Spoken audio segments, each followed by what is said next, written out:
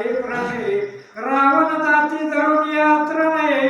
जीवदान मागितले. मग आता त्यावेळेस आता जटायू पक्षाला बोला रावण जटायू जटायू थांबता पुरे पुरे बाबा पुरे बस म्हणजे आता रन करण्याचं पुरे म्हणले आता माझा प्राण जातो म्हणले आणि मी काही आता सीतेला घेऊन जात नाही म्हणला. तोंडामध्ये गवत म्हणजे अपमान झाला असा अपमान धरला तो प्राण वाचवण्याकरता आणि तिथून पुढे गेला. रावण स्वयाला शरणे जटायू त्याचा घेतला नाही रक्षिला शरणागत म्हणू नये सीता घेऊन सोडिला. त्यावेळेस असणारा जटायूला स्वतः रावण आता शरण आलो बाबा म्हणा आता मी आणि तू आला मी आता मी शरण आलो तू मला मारू नकोस बस आता युद्ध मी करणार नाही हे सीता तुला तुला राहू दे म्हणला. मग त्यावेळेस जटायू पक्ष असणारा राम भक्त होता जो कोणी शरण आला त्याला मरण नाही अशा प्रकारचा विचार करून जटायूला असणार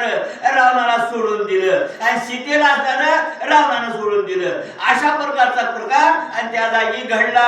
अक्षय गांधीले निश्चिते धुळे मिळाली येथे कीर्ती रावण परतला पुढते खेळणार्थी पण युद्धे. आपण आता त्यावेळेस आता जटायू पक्षाने सोडल्यावर रावण पुढे गेला पण पुन्हा त्याला अपमान वाटू लागला. कसा वाटू लागला कितीही केलं तर मी राजा रावण मला लंकेचा राजा रावण म्हणतात आणि मी एवढा ताकदवार असणारा आतापर्यंत मी कोणाला हारलो नाही आणि साधं एका पक्षानं